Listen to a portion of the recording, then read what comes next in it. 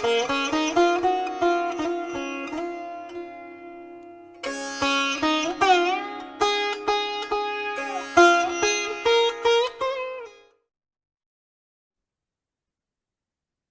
and welcome once again to White Lotus of Light conversational series. And this is going to be part 2 of my conversation with Bibhu Dev Misra. We had a lot of technical difficulties during this call, and we ended up just opting to go with one long video, which is why I kind of cut it off sort of awkwardly right after talking about the elongated skulls. So this is part 2 of that interview, and I really recommend that you probably watch part 1. And so I'll include, actually, I guess it's in that corner, I think. I'll include a card up there so you can go and watch part 1. And in fact, even in part 1, there's linked the end of the Kali Yugas 2025, my first conversation with Bibhu Dev Misra. In a lot of ways, he goes a bit deeper into the chronology and how he was able to figure out how to match the Yuga cycle to the Great Year and to certain historical events, in particular the Rama Empire, and a related bit of information that came over from Alexander the Great's armies going into India, and just some things that kind of anchor this pronouncement about the Kali Yuga ending in 2025 in a great deal of depth. If this is your first time watching the channel, I really highly recommend that you go back and watch those other interviews. Another thing to know is that this is a conversational type series. I do conversations, not interviews. And so we kind of talk about a variety of things here in the second half, some of which it's sort of philosophical more than concrete about the Yugas. So if you want to learn about the Yugas, I really recommend that first conversation, which is linked in the video that I just put a card up for. So without further ado, here is Bibhu Dev Misra part 2 and our conversation about his book, Yuga Shift, and how Kali Yuga is going to end in the year 2025 and his incredible research to prove that. So thank you so much and enjoy. Okay, so we talked a bit about the overarching idea of that there's these different yugas and there's a degradation followed by an ascension. And so as part of the end of any Yuga cycle, you have noted that there's always collapse. And in the last episode, I said, well, we only really have data from the collapsing ones. We don't have anything prior to Atlantis. We don't know what the prior ascending Treta Yuga, for example. As far as I know, there's no mythos about that. It just goes back to the prior golden age. And so we don't actually know what happens during the ascending cycles. But as you also point out, the Kali Yuga ends, the full sort of, if you will, karmic cycle of that golden age to the descent. Like kind of that complete descending cycle really ends with an ascending Kali Yuga. So how do you see this playing out over the next, you quote a date of 2025, and you don't have a month for that, correct? No, I have. It's regulated by the calendar of the 7 sages, which is the Saptarshi calendar. And we just spoke about the 7 sages. So yeah, we have a calendar in India, which is called the calendar of the 7 sages, and it has a duration of 2,700 years. right. And if you look at my Yuga framework, each of these yugas is of 2,700 years. I can share my screen if you want to. Yeah, go ahead. But Okay. do you have a month date though? I mean, Yeah. So the Saptarshi calendar, it moves from it's a centennial calendar. So it moves from one nakshatra to another nakshatra, or one lunar house to another lunar house, on the 21st of March every 100 years. So in 2025, the Saptarshi, the 7 sages, are going to move to the next lunar house on the 21st of March 2025. So that's the precise date for the end of the Kali Yuga. did I tell you that the angels told me exactly that date? I don't know if I told you that. Okay, well, I will tell you, I've said it. You can go back and watch other videos. I've even said March 21st of 2025. That's what the angels told me. That's insane. That's amazing. Yeah, there was 58 other people, including me and Bibhu, who have all come to the same conclusion of this 2024 to 2026. Peter Shampoo, the geomancer who's been on my channel before, he said that some American So, Native Americans both in Canada and the US have said 2024 to 2026, the exact same range. And there's all these different astrologers who've said it, like, I think her name's Barbara Goldsmith. Is that what her name is? Well, anyways, there's a whole list, and I will try and provide a link, or I might actually have a whole show talking about this. But it's just remarkable how many people are dialed in on this exact same window of time. It just seems like there must be something to that. And so you said some people were frightened. Can you explain why they would be concerned and sort of what you see playing out? And also then at the end, we'll talk about suggestions of how to deal. Yeah, well, if you look at the history, I mean, it's not pretty. I mean, every time there's a Yuga ending happening, there's the older civilization kind of gets wiped out, it gets buried in mud, and then you have a new wave of civilization. There are some survivors all the time, and they bring forward some amount of skills and knowledge. And then what used to happen is that in the earlier ages, you used to have these sages and the gods interacting with you and helping you to build the next phase of civilization. But that didn't happen at the transition between the descending and the ascending Kali Yugas, because in the Kali Yuga, the sages and the gods know the doorways are closed. They don't interact with you that much. You can still go into when a shaman goes into his trance, he basically goes into the underworld. He basically meets with these people, but he does so in a state of trance. It's only his consciousness that interacts with these beings. He doesn't see them or talk to them like we do, like we're doing right now. So there was still some amount of guidance, but as these shamans also, they started losing their wisdom. They started degrading in their own consciousness, because this degradation happens everywhere to everyone. Even these shamans, they started losing the ability to move into this underworld and to get back that information from the people, from the higher order beings. So I read a few accounts of shamans who used to say that our ancestors were able to do that, but we can't do it anymore. So which is why I'm leaving this profession, because I can't do something that is not genuine. So a lot of shamans left the profession because of that reason. So when we when we end this particular yuga, whatever happened in the previous yugas is obviously going to repeat, because history gives us an indication of what to expect. And so there's going to be a collapse. I mean, let's just say it very simply. This Kali Yuga civilization, with all its structures and its philosophies and its ideologies, all of that is going to go away.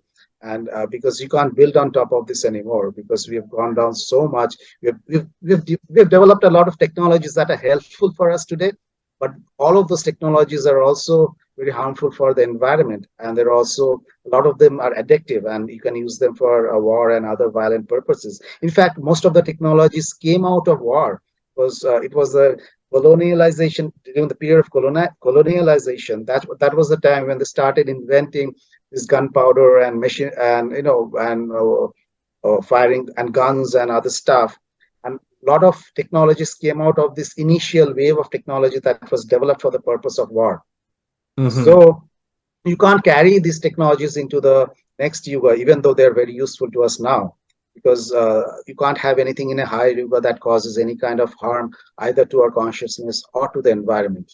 So you have to build a new set of technologies that doesn't use the same kind of scientific groundwork. The scientific basis of those technologies will be different. So this has to go. This will go. And so that is what is scary about a lot of people, because we have become so used to our life today that we can't think of a life without these kind of material comforts or the technologies. But the good thing is that a lot of new energies will also come into this planet, because once the gods and the sages, they become active, because right now they're not so active in human affairs, but once the gods and the sages become active, and there's something else that I've talked about in my book, which is about the central sun. The centrals are a lot of these philosophies. The Buddhist philosophy talks about a great central sun, which is a sun of wisdom and which enhances our knowledge and our understanding. The Chaldeans, they spoke about a hypercosmic sun. The hypercosmic sun is located beyond the fixed stars, which means it's beyond the zodiac. And the hypercosmic sun emits the light, divine light, the inner light, which enlightens us. And the hypercosmic sun conducts our sun. So what is it that our sun revolves around? It revolves around the galactic center. And the central sun, which I have mentioned in my book, is nothing but the nuclear bulge, the galactic nucleus. That is the central sun. Right now, very little light from the galactic nucleus reaches us because of two particular reasons. Firstly, because of all these interstellar dust clouds, which blocks most of this light. The second is that our galaxy itself has its own cycle. It's called a Aegean cycle, active galactic nucleus.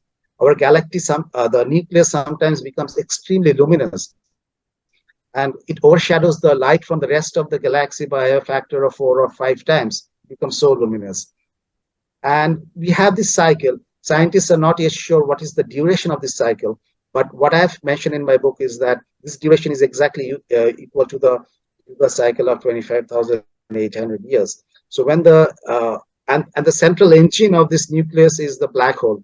What happens is that the black hole sometimes starts accreting a lot of matter, and it starts radiating in all frequencies. That's when the nucleus becomes radiant. It becomes an active galactic nucleus. And what I've written in my book is that when the nucleus becomes active, that's when it begins the ascending cycle. And when the black hole shuts down and the nucleus again becomes dimmer, that's when you have the descending cycle. And in the ascending cycle, the light of the radiation from the central black hole, it increases our physical size. It's basically, it triggers a lot of genetic mutations. And it's the genetic mutation that increases our physical size, increases our cranial volume. And the higher energy radiation, like gamma rays or X-rays, they're also very effective at killing of germs. It sort of cut out there, Bibhu. Hang on just a second. Let's wait till the video is getting glitchy. Give it just a second. Okay. So maybe So you were saying the central sun, it changes, it deals with microorganisms, you were saying, and diseases. Go ahead. Yeah, because the energy, the radiation that comes to us from the black hole is high energy radiation. It's like gamma rays or X-rays. And that is very effective at killing off all kinds of disease-causing microorganisms, which is why it's when you read the text, you hear that you didn't have any kind of diseases in the higher yugas, and you lived for a much longer period of time, because if your mutations are positive, then you live for a longer period of time. It's only the negative mutations that decrease your lifespan. So the Aegean cycle actually explains the entire Yuga cycle. And when the Aegean cycle, when the nucleus shuts off, the light doesn't dissipate immediately. What happens is there's an echo of light in the outer galaxy. So the light gradually falls off. And as the light gradually falls off, the background radiation increases the harmful mutations. So the positive mutations that we experience in the higher egos, that is overshadowed by the negative mutations that happens because of the background radiation on the Earth and the cosmic radiation that comes from outer space. So on the descending cycle, you have these harmful mutations which decreases our cranial volume and our physical size. The diseases start multiplying. And another thing that happens is that this ionizing radiation, it creates a lot of negative ions, and negative ions are very good for our mental well-being. We feel more positive and joyful in presence of negative ions. For instance, if you go to a waterfall or an ocean, you generally feel very lighthearted and happy. And one of the reasons is that any kind of rushing water, it creates a lot of negative ions in the atmosphere. So it's the negative ions of that place that makes you feel lighthearted and makes you feel happy, and it improves your mood. And you have that in the ascending cycle, a lot of negative ions, and you don't have in the descending cycle, which is one of the reasons why people tend to feel a lot depressed and frustrated in the descending cycle. So my framework is that is the central black hole and the galactic nucleus, which is regulating this Yuga cycle. And so what happens, what will probably happen in the period of ekpyresis, which basically means, it's a Greek term, it means conflagration or burning. So this is the period of time when the earth is purified by fire.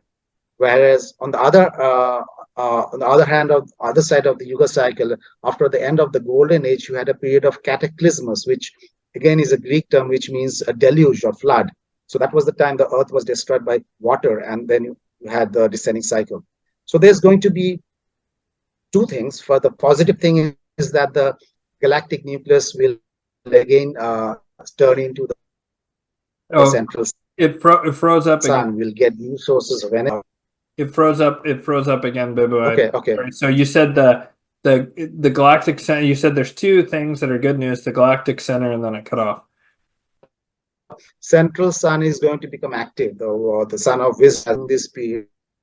In fact, that new energy is going to make a lot of changes in our lives. It's going to change the environment. It's going to change our dispositions. So all of that. All right. We had some technical difficulties there, but we're back, and so Bibhu just had to move for the Wi-Fi. So Bibhu, you were saying that there's two things, that people are concerned because things are going to destabilize, but that there's two things they should really look forward to, and you were talking about the activity of the AGN, which is the what is it? The Active Galactic Nucleus. Is that what that stands for? Yeah, that's right. Yeah, what I expect is that sometime in the next 1200 years, probably much sooner than later, the black hole is going to become active. In fact, it's quite possible that the black hole is already on its way to becoming more active, because scientists have been noticing a lot of flares coming out of the black hole in recent times. So it might already be in the phase of getting more active. And when that happens, the nucleus is going to transform into a second sun, and it's going to emit so much radiation that is going to change the kind of life that we lead on Earth. So that'll be the dawn of a new ascending cycle, and that radiation is going to help us raise our consciousness. It might activate all the chakra centers in our body. We might feel a kind of joy and connectedness that we don't feel today. Our brain volumes are going to increase, our physical sizes are going to increase, the disease causing microorganisms will not be there anymore, we'll live longer. So all of the things that the ancients told us about the ascending cycle, about how things were so much better, how it was almost utopian, and how they lived longer, all of that was not a myth, and it was driven by a different source of light. It's not the light of our sun that we see today. It's a different source of light, a different radiation, which caused the golden age and the entire ascending cycle. And that's going to become active very soon.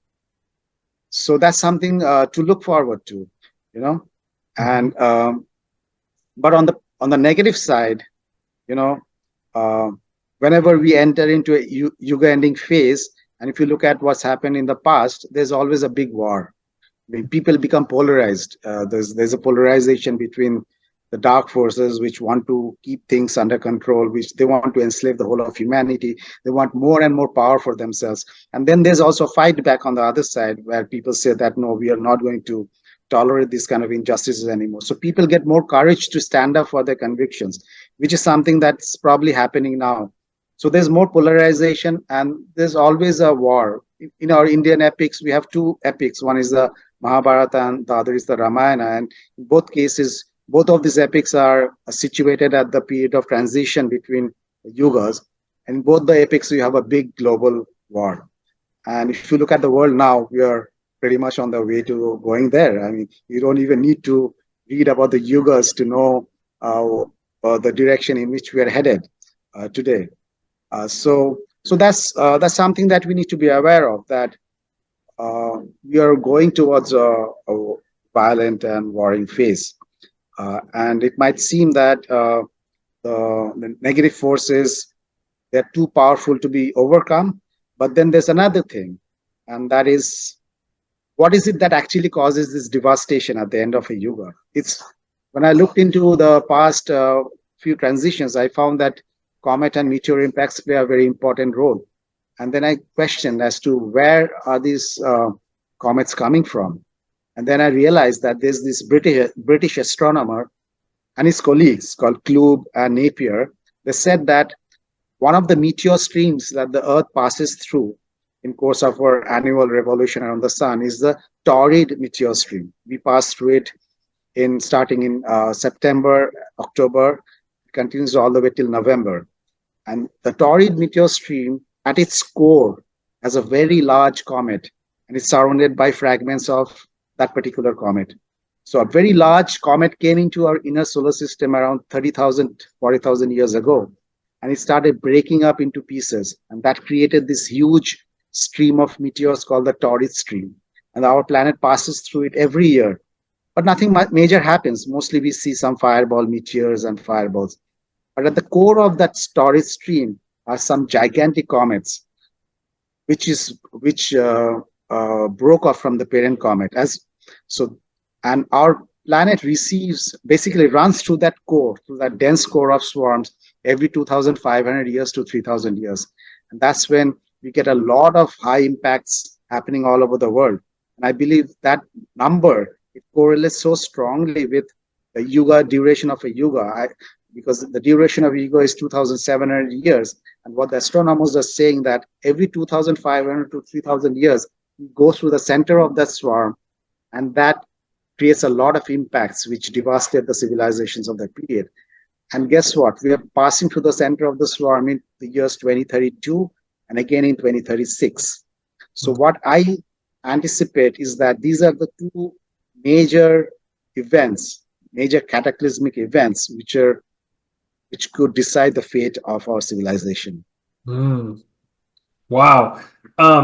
So, you know, it's interesting because I've recently had this very do you know what the Mandela effect is? That's where like things seemingly have changed. Have you ever heard of this Mandela effect? I heard about it, but I don't remember what it means. That's funny. So it's where a bunch of people remember a historical event or maybe like a famous person dying or something like that. They remember it one way, and then it changes. And there's even at times what seem to be physical artifacts of this. Like, for example, there was this movie in the 90s that I remember seeing, you know, movie posters for and VHS tapes for called Shazam with Sinbad, this comedian. Well, we're told that that never really happened, except for some people have the exact video cassette that I remember from when I was a kid, which is why would there be any lying about that? But I have had this phenomenon of where things change happen in a very big way to me recently, which is that I remember being taught when I was a kid that we're way out on the edge of the spiral galaxy. Like we're way out on a spiral arm on the outer edge of the galaxy. Is that your understanding? Yeah. Mm-hmm.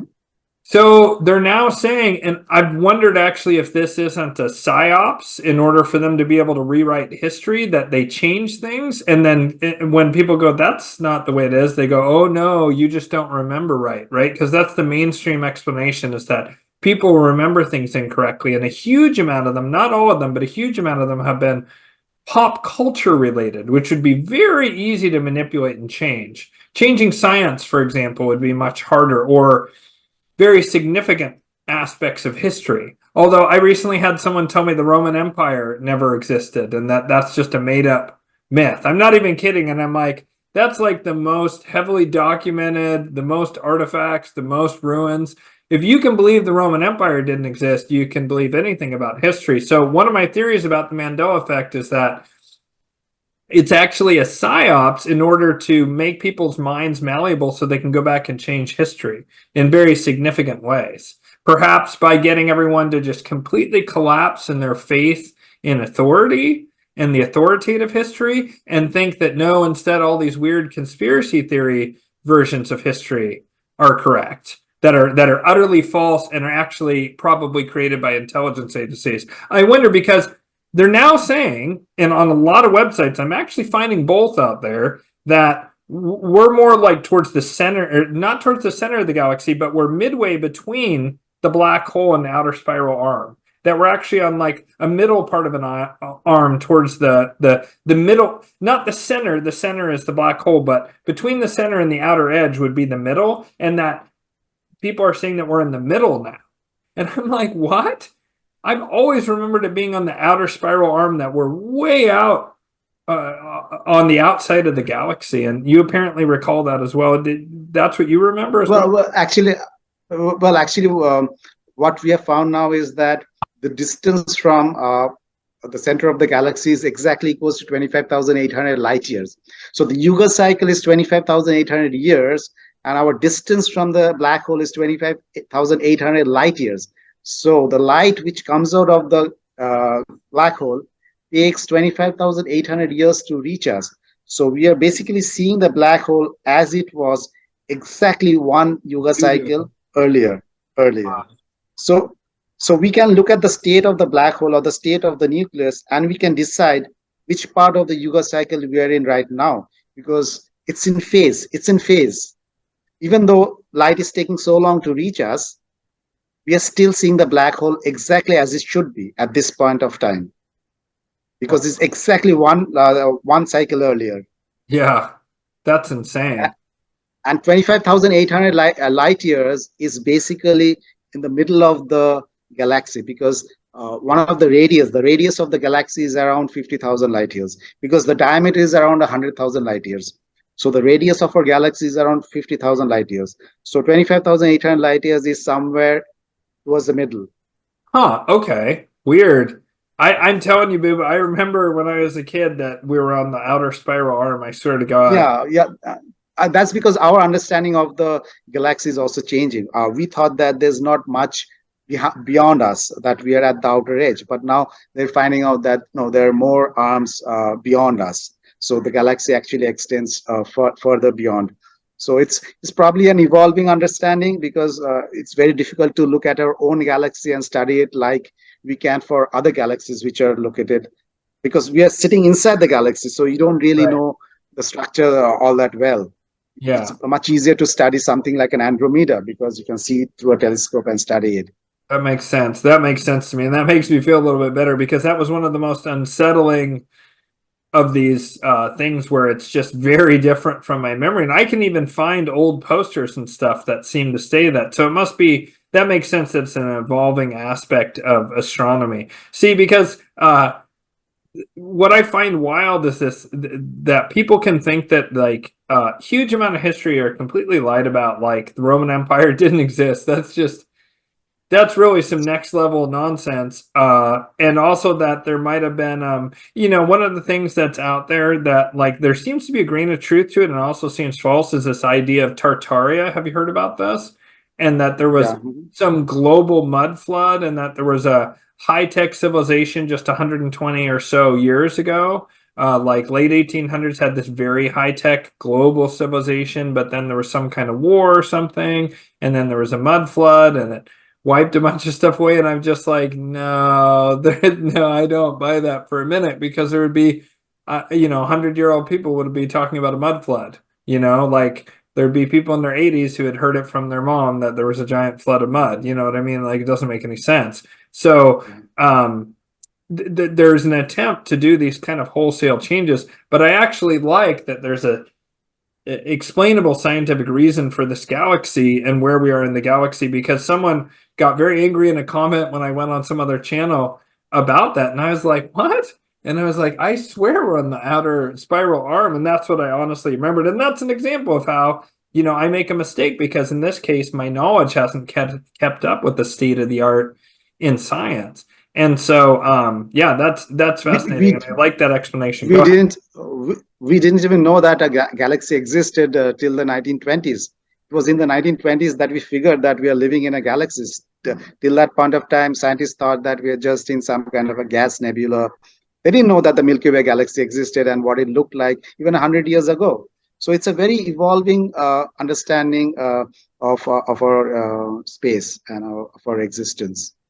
Yeah, and Even now, we probably don't know half the things about our galaxy, because it's so difficult to figure it out. oh yeah, I can't even imagine. And to me, it's so obvious because I've looked through reasonably high powered telescopes, not through like the ones they have for universities up on a mountain in Hawaii or whatever, but I looked through probably 15 or 20 years ago. I looked through a telescope that was probably several thousand to over $10,000, so quite large one, right? And you could see the moons of Jupiter circling Jupiter. You could see the rings of Saturn, them being distinct. You could see just really amazing detail. You could see, I think maybe moons and Mars, but certainly I remember seeing the moons of Jupiter. And so, we don't need to completely throw out science just because the experts have lied to us about certain things, about like the pandemic or I'm of the opinion that there's definitely environmental collapse, that there's definitely been pollution, there's definitely deforestation, there's definitely species loss. And when I was a kid, those were the focuses of what to do for the environment. I'm much more dubious of this idea of the CO2 thing, where people want to solve that by centralizing control, by centralizing money, by coming up with all these technologies that allow for greater control. And I also note, nobody used to think this, but in the 1970s, this book came out called The Report from Iron Mountain, and in it listed 3 ways that you could create a global government: a pandemic, a global climate crisis, or actually came out in the late 60s, I think, or a faked alien invasion. And that those would be the 3 ways to unify the globe to create a global government. And so I'm very much an environmentalist, but I'm dubious of especially the carbon footprint when they're letting people who have yachts and private jets, they're being exempted, and people are buying oceanfront property, and Zuckerberg's making a bunker below ground in Hawaii. Which, like, if he thinks it's going to be underwater in 10 years, why would you spend 250 million on that if you think it's going to be underwater in 10 years? So I'm a big believer in that we need to protect the environment and the species and stop deforestation, start reforesting, start building coral reefs. And so, yeah, we've been lied to about some big things, but that doesn't mean that we should just throw the baby out with the bathwater and just completely ignore the way science is evolving and our understanding of the world. And so, do you have any, considering we're trying to evolve people's perspective here with this Yuga Shift, what can you tell people that are wise things that they can do to prepare for this shift in consciousness? And it sounds like destabilization of current structures, current governments, and that sort of thing. Well, the process of change, I think, has already started. I mean, yeah. I think it started with the pandemic, and there was a Jupiter-Saturn conjunction in that same year. Yes. Yeah. In 0 degree of Aquarius. Yep. And I think that started this next 20-year cycle, and which I believe is the final 20-year cycle. The Mayans also had a 20-year cycle. They call it a cartoon. I believe we are living in that final cartoon of the Mayan calendar. I don't think Mayan calendar ended in 2012. I think it ends in 2040. And in 2040, did I mention that there's a conjunction of the 5 visible planets and the moon within a 10-degree arc of the sky in the constellation of Libra? And ancient astronomers of India, Persia, Chaldea, they all believed. And Kepler, Johannes Kepler, the astronomer, he wrote about this. They all believed that when there's a conjunction of the 5 planets in Libra, it indicates a universal change in affairs of humanity. That's the end of one of the cycles. And that conjunction is happening in 2040. So I think that particular conjunction basically marks the end point of the descending cycle. And all of these energies and philosophies of the Kali Yuga I don't think is going to last beyond that. So everything that happens will happen between now and 2040, and that's a pretty short time period. I mean, when I had first written the Yuga Cycle article, I thought, well, the changes are going to pan out over 300 years. That time I was thinking that it's going to be a 300-year period of transition, just like all the other transitions. And there's nothing to worry about immediately. But now I see that the transition is going to, most of the destruction is going to happen in the next 15 to 16 years. And that's pretty fast in human terms. I mean, we are not really equipped to deal with that kind of information, especially if you think that this material world or this path of progress that you have adopted is the pinnacle of civilization, and this is what you ought to live for. If that is your philosophy, then it's going to be very difficult for you to deal with what's going to come, because once the wars start coming, that itself will be a big wake-up call for you. And then when the comets start coming in, that's going to be another phase. And it's only after that do you emerge into the new age of light. So you go through this very difficult period of around 15 to 16 years. And how do you deal with it? That's a big question. And I think this, if you read the ancient texts, what they tell you is that some righteous people are selected for survival. I mean, no matter how rich you are, if you're a Zuckerberg or if you're a Warren Buffett or whoever it is, no matter how rich you are, no matter how many underground bunkers you have built, or how many, even no matter how many mantras or yoga asanas, all that counts for nothing. You have to be selected for survival, and that only happens if you already raised your consciousness to the level where you have made yourself worthy of the ascending Yuga cycle. So it's basically in your control. If you say that, if you make the effort to make yourself worthy of the next cycle, then you'll be saved and you'll get the relevant messages and the guidances when the time comes. The OP used to be guided by certain divine forces to the safe locations. You too will be guided to the safe locations only if you make yourself worthy of being saved. So that's basically the message that I have. I'm not telling people to run off here and there and leave your jobs or leave or forsake your responsibilities, because none of that is going to achieve anything. But if you raise your consciousness, then when the time comes, you will know what to do. Yes. And I'm not in any position to tell you what to do. You will know yourself what to do, because the higher forces will give you that information and that guidance when the time comes for you to maybe move out of your house or to go somewhere else. So you have to work on your consciousness. You have to become more pure. You have to reconnect to your soul vibrations, because your heart knows everything. It has all the answers. It can tell you what you need to do. And there's so many prophets and teachers who have come over the ages with their teachings. Even in the 19th and 20th centuries, we had Yogananda and so many others who have told you how you should lead your lives. And those messages are most relevant today at this particular moment. Yeah. Because the Buddha took only 5 years to attain nirvana. And I'm not saying you need to attain nirvana in 5 years, but in 5 years you can make a lot of progress in your in your consciousness and your state of your mind. Yeah. So my message to people is that to read the ancient wisdom texts, find out what works for you, work in that manner. Don't be so attached to the decaying energies of the Kali Yuga. This will all go away. Don't try to prop it up, because that's just going to leave you more angry and frustrated. Because you won't be able to stop the wars if they're meant to happen. So if you spend all your time taking in the negativity, trying to stop people from being so negative or being so mean, you're not going to be able to do that by means of logic, by means of arguments, because that phase is slowly going away. You have to reconnect to your spirit, and only if you change yourself can you help other people to change as well. So that's the need of the hour, to become more spiritual, to reconnect to your soul vibrations, to follow the guidance of your heart, and do all the good things. And then if you're meant to be saved, you'll be saved. Even if you're not saved, what's the big deal? I mean, none of us are immortal. We just go through many cycles of life, and at some point we come out of this cycle when we become liberated. So even if you don't survive, we're going to incarnate. If you have been making the right efforts, you're going to incarnate in a higher yoga when life is going to be a lot easier for you, a lot happier for you. So that is something that you should not really be too worried about.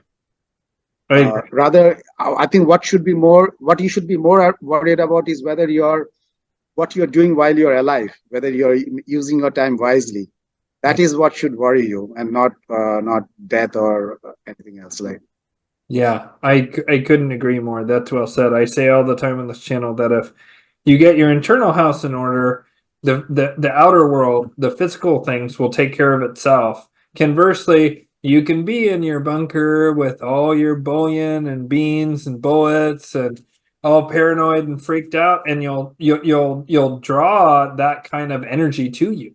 Whereas if you work on yourself, you integrate your shadow, you heal and become more divine masculine or divine feminine, and you work through all of your issues and start burning through your negative karmas and making amends with people and being honest and taking accountability and working on yourself internally, you're going to automatically just kind of move like water and move exactly how you need to move. And so you should, if you have the means, take physical precautions, get food, water, things like that. But all of that is worthless if you're not doing the inner work, or almost worthless. But really, you might as well do both if you have the means. And most people can have at least some amount of food and water on hand in case there are shortages, you know. But the inner work is even more important because you'll find community or sustenance as you need it. I also agree with you that, you know, one of the most liberating things I've ever felt in my life was when I first, the first time I heard reincarnation, I knew there was something to it. And then just over time, I just eventually became certain that absolutely reincarnation is a thing. And I can really remember the exact moment where it locked in was when I read the Bhagavad Gita, and I got to that line where Krishna and Arjuna are talking, and Arjuna is worried about killing his cousin. And Krishna says to him, "Oh, well, you can't kill who he truly is." And he said, "What are you talking about? There's like arrows flying through the air that are about to pierce people right now. There's people dying on this frozen battlefield right now." And he says, "No, those are just their bodies. What they truly are. Sword cannot cut it. Fire cannot burn it. Air cannot wither it, and water cannot drown it. For the Atman is immortal, eternal, and changeless."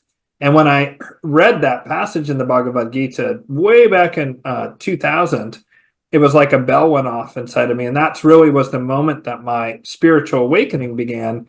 And in that moment, I knew with certainty that we reincarnate, that our soul just keeps reincarnating until it learns the lessons of this world, and then it can reincarnate in another world. And so I've gotten virtually identical information. That's wild about that March 21st thing. I didn't know that it says that in the calendars, and the angels told me exactly that.